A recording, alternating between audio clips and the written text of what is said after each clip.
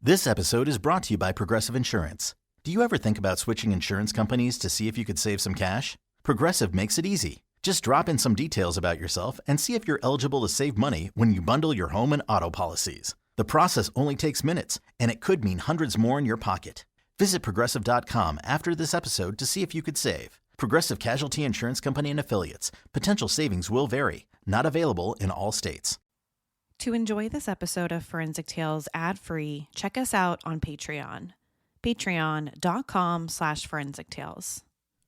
Forensic Tales discusses topics that some listeners may find disturbing.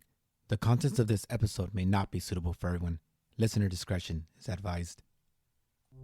St. John's University student Joshua Guimond left a party on November 9th, 2002 and was never seen again.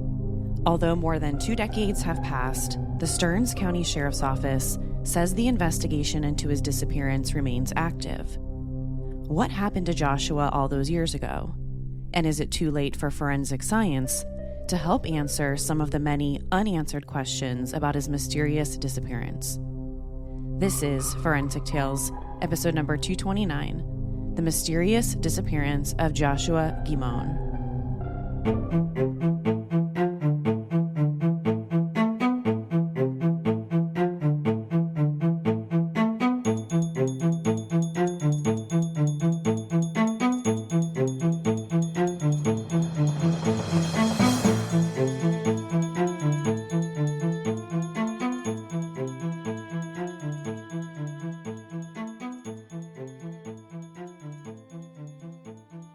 Welcome to Forensic Tales. I'm your host, Courtney Fretwell Areola. Forensic Tales is a weekly true crime podcast covering real, spine-tingling stories with a forensic science twist. Some cases have been solved with forensic science, while others have turned cold. Every remarkable story sends us a chilling reminder that not all stories have happy endings. As a one-woman show, your support helps me find new compelling cases, conduct in-depth fact-based research, and produce and edit this weekly show. You can support my work in 2 simple ways. Become a valued patron at patreon.com/Forensic Tales and leave a positive review. Before we get to the episode, we've got one new Patreon supporter to thank. Thank you so much to Adam. Now, let's get to this week's episode.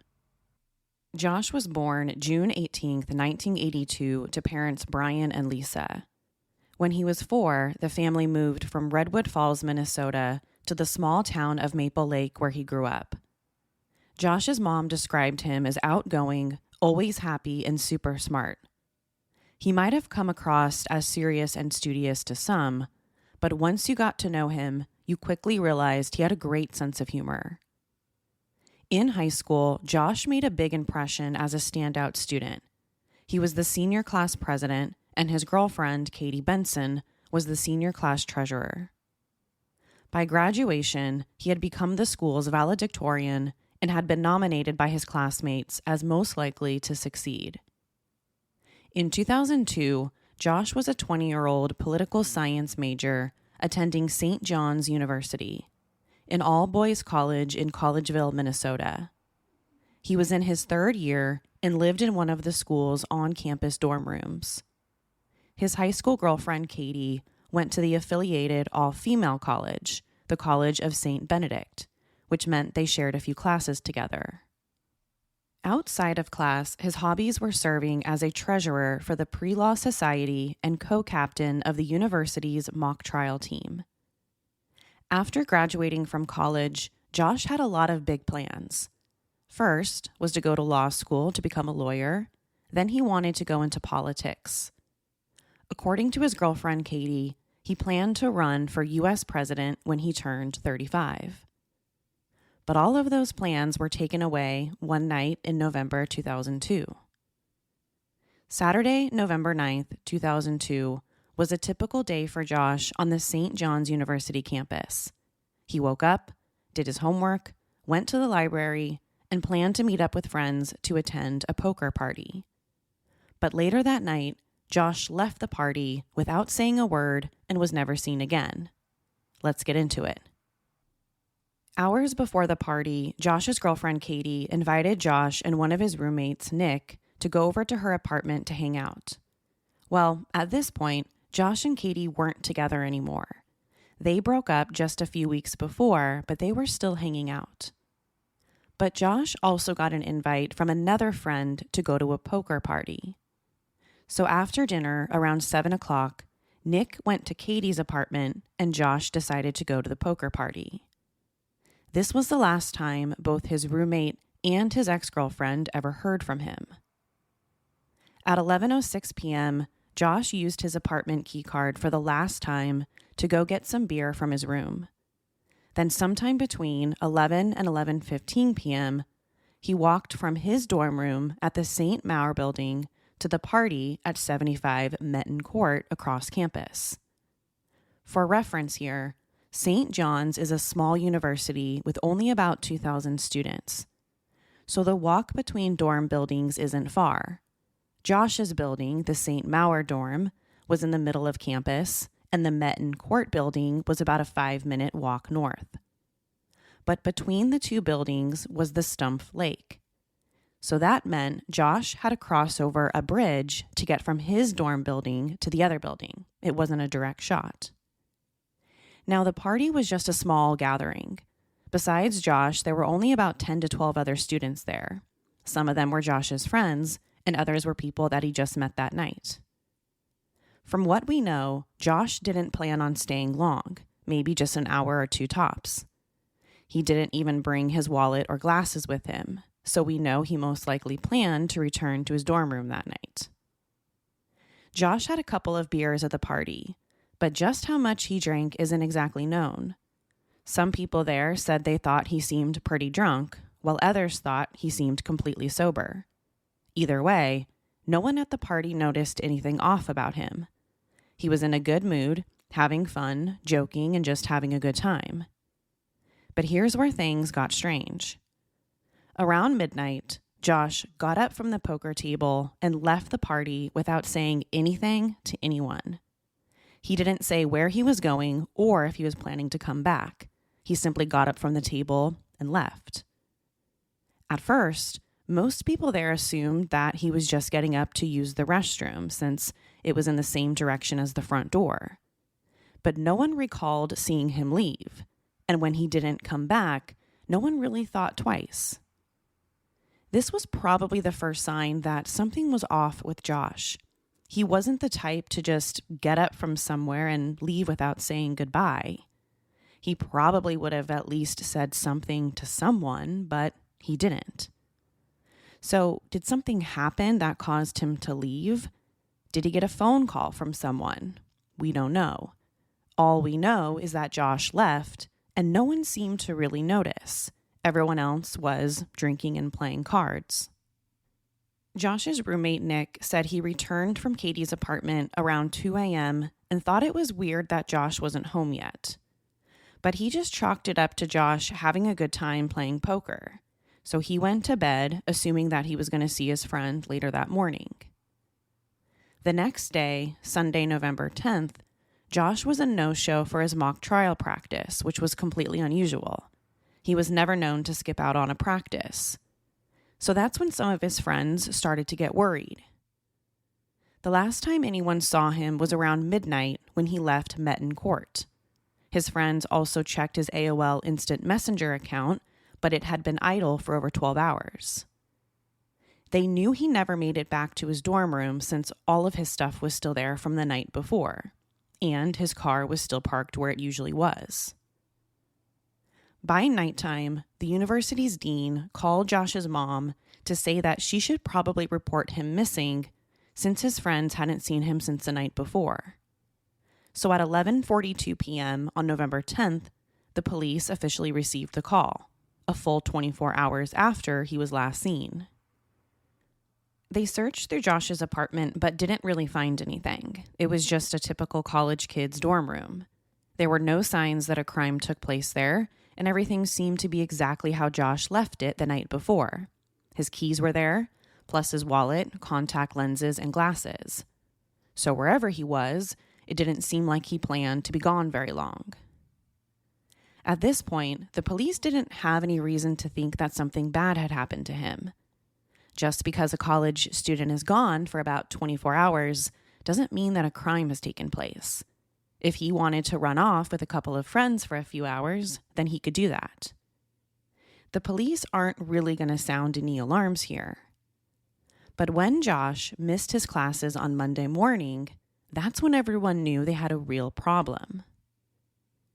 The police brought in dogs to try and track his scent on campus, which led to a pathway between the two buildings, Metten Court, where the poker party was, and the St. Maur building, where Josh lived. But the trail stopped on the bridge. The media caught wind of the case within only a few hours of him being reported missing, and the police found 2 witnesses who might have seen Josh walking home. 2 students, one from St. John's and the other from the nearby all-girls university, were walking on the bridge between 12:15 and 12:30. They said they saw someone wearing blue jeans and a gray St. John's sweatshirt, which matched Josh's description, on foot walking across the bridge. And since they saw him at the exact same time he would have been walking home from the poker party, the police assumed it was him. But after they saw him walking across the bridge, that was it. No one was with him, and they didn't see anything suspicious before or after that. The National Guard and the FBI were quickly brought in to help with the investigation. The reason why the National Guard came in was because the area around St. John's is massive. This area of Stearns County is extremely remote, with about 3,000 acres of woods and lakes around the campus. So that meant the search area was insanely large, and there were a lot of places they needed to cover as quickly as possible. And the Stearns County Police Department just didn't have the resources to do it alone. The FBI was also brought in because Josh's case quickly became a big story. And something we'll talk about in a minute is that he wasn't the only college student to go missing around this time. By Tuesday morning, horses had been brought in to search the ravines. And by Wednesday morning, hundreds of volunteers had joined the search, mostly Josh's friends, fellow St. John students, and his family. It quickly became the biggest search effort the county had ever seen. Like I mentioned just a second ago, Josh wasn't the only college student to go missing in late 2002. And this gave rise to the first of many theories in this case. A serial killer was targeting young, college-aged men. In an episode that came out just a couple of weeks ago, we covered the disappearance of Chris Jenkins, another college student who mysteriously went missing in October 2002. Chris disappeared just a few weeks before Josh did and lived not too far away. Their stories are also eerily similar.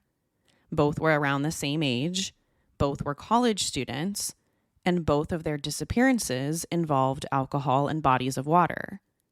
Chris's body was found a few months after he disappeared in a river, and Josh was last seen walking over a bridge that went over a lake on the St. John University campus. So when the news broke about Josh's disappearance, some people wondered if the 2 cases could be connected. There was also the disappearance of Michael Knoll, a 3rd college student who went missing around the same time. But nothing connecting this serial killer theory and Josh was ever found. There was also no connection with the other 2 missing students either. So it's possible that this theory just threw off investigators during the early part of the search and really had nothing to do with the case. All 3 disappearances might have just been a strange coincidence. Everything in Josh's life went dark after he went missing. His credit cards were never used, his internet activity completely stopped, and he never returned back to his on-campus dorm room. Despite the months and eventually years of searching for him, Josh remains missing today. His body has never been recovered, and after 2 decades, he's presumed dead. So what could have happened to him? And is it too late for even forensic science to find some answers? Well, early on, one of the biggest theories was that Josh's death was an accident, and it goes like this. Josh got drunk and either passed out in the cold or wandered into the lake that was between his dorm room and the apartments where he was last seen. As we already know, this theory was based on a canine tracking dog that followed Josh's scent to the shore of Stump Lake, where the trail eventually went cold. We also know about the 2 college students who saw Josh on the bridge that night. But of course, the problem with this theory is that despite exhaustive searches of the lake, Josh's body was never found. It was also never found in any of the other lakes around the university. So if Josh got drunk and accidentally fell into the water, then what happened to his body? Or is it possible that search and rescue teams just missed him?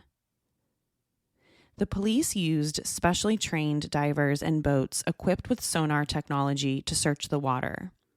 They also searched the nearby Gemini Lake. But this was by no means an easy search. We're talking about Minnesota in the middle of November, so it was cold. And a lot of the lake had frozen over. So if Josh had been somewhere in the lake, he might have been in an area completely covered by ice and snow, making it very hard for the people looking for him. It also meant his body probably didn't surface until the temperatures got warmer and the ice on the lake started to melt.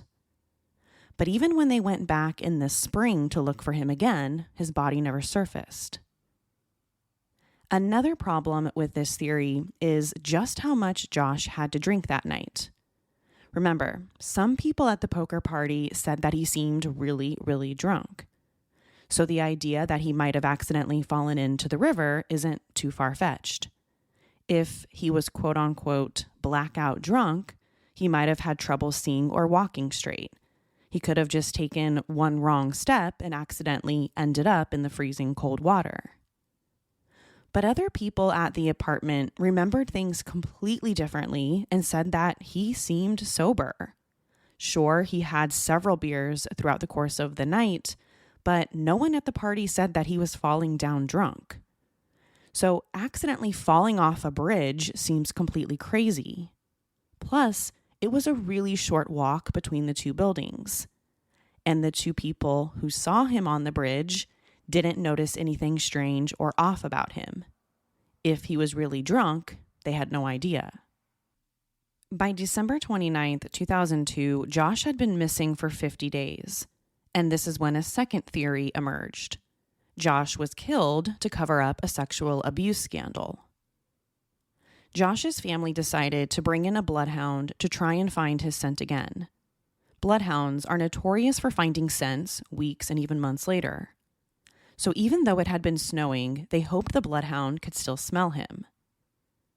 The dog tracked Josh's scent from Metten Court to the bridge, just like the other dogs had done about a month and a half before. But after that, it tracked his scent back to his apartment at the St. Mauer building, then to St. John's Abbey. Now, here's where it gets really interesting. St. John's University is a private religious school with a fully functioning monastery and abbey on campus. And at the time of Josh's disappearance, multiple accusations had come to light, accusing the monks of sexual misconduct and abuse. In October 2002, the university had even settled over a dozen lawsuits regarding the alleged abuse. So this is how the theory goes. According to some of Josh's friends and family, he knew about the alleged abuse and was really upset about it. He thought the abbey was covering it up and basically allowed the accused monks to still live on campus. He even went as far as to say that the school was trying to protect them. Josh's friends also said that he was doing research on it and planned to publish a paper about the abuse. So, what if one of the monks found out about it and did something to Josh as a way to make sure that he wouldn't talk? Or maybe Josh himself had become one of the victims. It made sense. Josh was going to expose the monks, and the bloodhound tracked his scent to the abbey. Even more, the school wouldn't allow the family to search inside of the abbey after the bloodhound supposedly hit on Josh's scent outside of it. So it seemed like they were trying to hide something when it came to Josh. It wasn't until the police got a search warrant that they had the dogs sniff around on the inside, but they didn't find anything. The dog didn't hit on anything actually inside of the abbey. Now, long after Josh's disappearance, more accusations about the monks and sexual misconduct were made. There were rumors about alleged tunnels underneath the abbey where the abuse was said to have happened. This also led some people to speculate about whether these tunnels might have been a good place to hide a body. Well, on paper, this theory might have sounded good. But when the police searched Josh's computer, they didn't find any evidence he had done any research on it, and there wasn't any paper. So if Josh knew anything about what was going on, or he had become a victim himself, he didn't leave any clues behind on his computer. There was also some criticism about the particular bloodhound dog used in the first place. According to the Star Tribune, the dog's handler's reputation wasn't very good. And they argued that the best time to use these types of dogs is right after someone goes missing, not weeks or months later. So did the dog accurately trace Josh's scent to the abbey? Or was the dog or its handler wrong and it was just another dead end? No monk was ever suspected in Josh's disappearance, and there was no evidence he had become one of the sexual misconduct victims. Theory number 3, Josh was murdered by someone else. In an episode of Unsolved Mysteries that covered Josh's case, the show mentions Nick, one of Josh's roommates at St. John's. Here's how that story goes. Josh and Nick were roommates in the St. Maur building when he disappeared. They were believed to be more than just roommates, they were also best friends. And while Nick has never been named as a suspect, some people have pointed out some discrepancies in his story about what he said happened that night. According to Nick, he left Josh's ex-girlfriend's house around 2:30 a.m., and his apartment key card was used at 2:42. But Katie Benson told investigators Nick left her apartment closer to 1 a.m., so that's about a 90-minute difference in timelines. Katie's apartment was only about a 7-minute drive away from the St. Maur building. So which one is it? Did he leave around 2:30 like he said, or was it closer to 1 a.m. like Katie said? Either way, his key card wasn't used at the apartment until 2:45, which means there's a window of time that something could have happened between Nick and Josh. Now, to clarify, Nick has never been named a suspect, and I'm not naming him one now.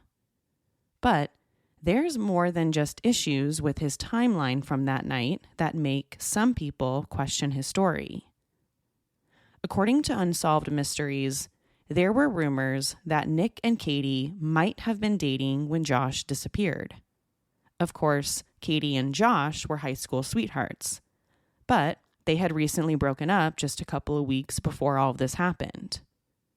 So some people speculated about whether there was something romantic going on between Nick and Katie. And that's why he went to her apartment that night and Josh went to the poker party instead. But both Katie and Nick have denied ever dating after she and Josh broke up. And even if they were, that doesn't mean that Nick had anything to do with what happened. Theory number 4, Josh was killed by someone he met online. In 2008, Stearns County investigators reanalyzed Josh's computer. Unlike in 2002, they didn't find anything, but this time they did. The police discovered that Josh had set up 3 different Yahoo personal accounts. And in 2 of these accounts, Josh portrayed himself as a woman. He was Dawn and used a photo of a blonde woman that none of his roommates or friends recognized. Now, what exactly he was doing online, portraying himself as a woman, isn't known. Some say he might have been exploring his sexuality, or it might have been something else. Maybe it was simply a prank. Either way, Josh definitely had an online personality that no one in his life seemed to know about, not his family and certainly not his ex-girlfriend, Katie. So here's how this theory goes. The police suspected Josh might have tried to meet one of these people he met online in person. It's possible he met up with them on the lake bridge that night, and that explains why he didn't tell anyone where he was going. Around the time of his disappearance, there were 2 reports of a man driving an orange Pontiac Sunfire on campus, dropping off other men. When campus security approached the car, one of the men who was dropped off ran away. When the driver of the orange Pontiac was eventually identified by the police, he no longer owned the car. It had been destroyed, so they weren't able to search it for any forensic evidence. The driver also denied knowing anything about Josh or even meeting him that night. Several years later, in 2022, the police searched Josh's hard drive again. This time, they found several images of men he might have been talking to online. The police released 28 of those images, asking the public for their help in identifying them. But to this day, none of them have been identified or have come forward with any information. So, did Josh's Yahoo personal accounts have anything to do with his disappearance? And did he ever meet anyone in person that he chatted with online? Again, we don't know. We also don't know what his intentions really were in these online chats portraying himself as a woman. Now, before moving on from the computer, one really important thing about it might explain what happened to Josh. The hard drive had been erased sometime after he went missing. When investigators initially searched his dorm room, they didn't consider it a crime scene, so it was never secured. This meant his roommates and anyone else were free to go inside Josh's room or use his computer. It wasn't until several days later that the police actually secured the room and no one was allowed to go inside. So, this meant that people had access to his computer for at least several days. Well, when the police finally got around to searching the computer, they discovered that someone had used an internet washer to completely wash away most of what was on the hard drive. This was done just days after Josh went missing. The washer didn't delete any files, but mainly only wiped away the internet history. So who had access to Josh's computer, and why did they delete his internet history after he went missing? We might never know the answers to these questions because the police waited far too long to ever secure Josh's dorm room or consider it as a possible crime scene. So whatever digital forensic evidence there was on his internet history is probably lost. Now for another theory. Josh's death was covered up by other St. John students. In the episode of Unsolved Mysteries, Josh's mom, Lisa, tells the show's producers she suspects some of the people at the poker party might actually know more than what they've told investigators. She believes her son might have died in an accident, but she suspects that other students might have tried to cover it up. She doesn't think that he could just leave the party without anyone knowing or asking any questions. Someone at the poker party probably knows more than what they're saying. This theory also makes sense, but no one knows who knows what. No one at the party has ever said they know something about Josh's disappearance, and they've all said the same thing. Josh left and no one noticed. And no one at the apartment claimed to know anything beyond that. So to this day, the police haven't considered anyone at the Mettencourt's apartments a suspect. The biggest problem with all of these theories is that Josh's body has never been found. If it was an accident and he fell into the frozen lake, why hasn't his body ever surfaced? Nothing turned up even when the ice melted and the water temperature rose in the spring. This was an exhaustive search that included hundreds of volunteers, the county sheriff's office, the National Guard, and even the FBI. So none of these agencies could find even a trace of him? Not even a piece of clothing or anything suggesting he fell into the lake. The same thing could be said if this was a murder. If Josh was either killed by a monk or someone that he knew, what did they do with his body? It's possible it's still somewhere out there in the 3,000 acres of land that surround St. John's University, but until something is found, we don't know. Now the last question.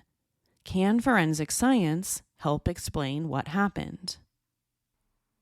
Well, the biggest thing that forensic science has ever uncovered in this case so far was Josh's computer. Even though the internet washer was used just days after he went missing, new technology in 2008 uncovered the secret chats he was having online with different men posing as a woman. So that's a big clue for investigators. But beyond that, there's really not much forensic evidence available in this case. Again, I know I keep going back to the fact that there's no body, but that's a really big problem. Without a body, we can't say for sure what happened to Josh. Is this foul play, or was it an accident? If we had a body, we might be able to say.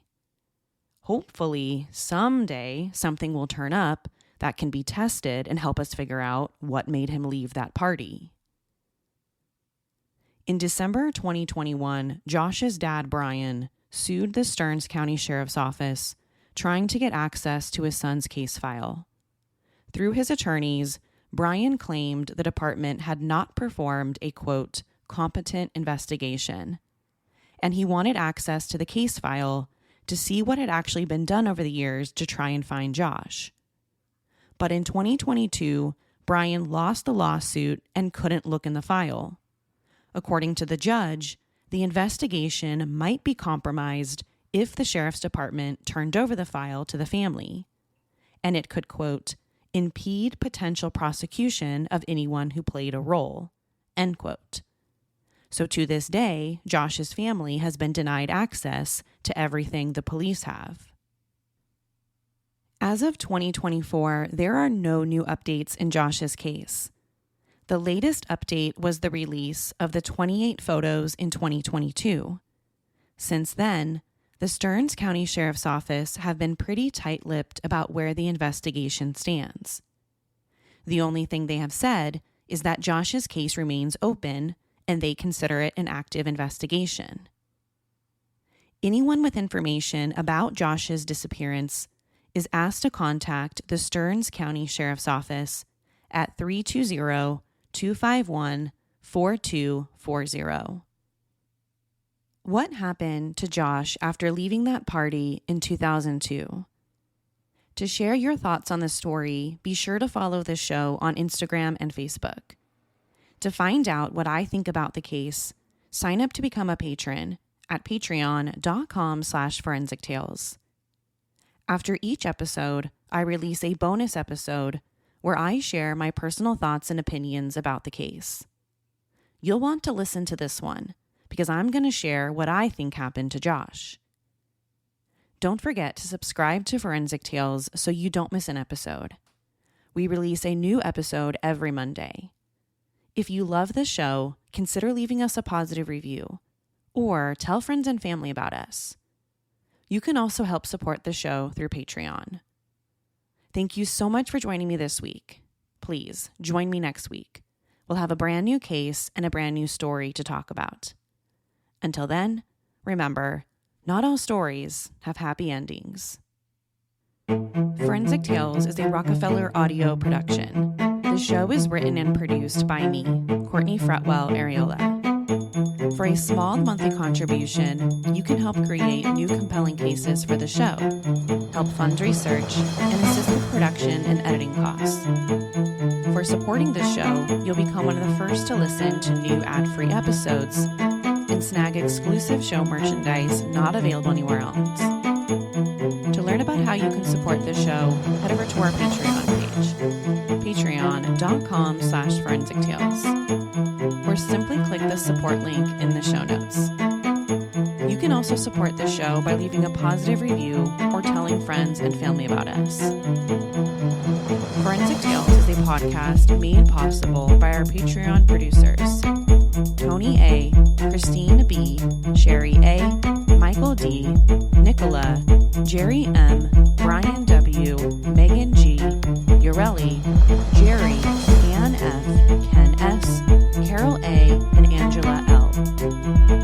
If you'd like to become a producer of the show, head over to our Patreon page, or send me an email at Courtney@forensictales.com to find out how you can become involved. For a complete list of sources used in this episode, please visit forensictales.com. Thank you for listening. I'll see you next week. Until then, remember, not all stories have happy endings.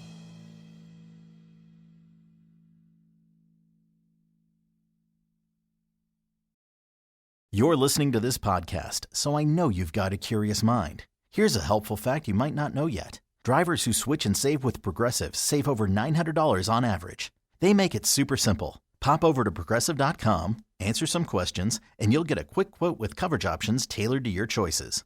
Plus, you'll see which discounts you may qualify for, like the online quote discount or savings for paying in full. In fact, 99% of Progressive Auto customers earn at least one discount. See if you could save when you switch to Progressive. You'll feel good about making a savvy choice.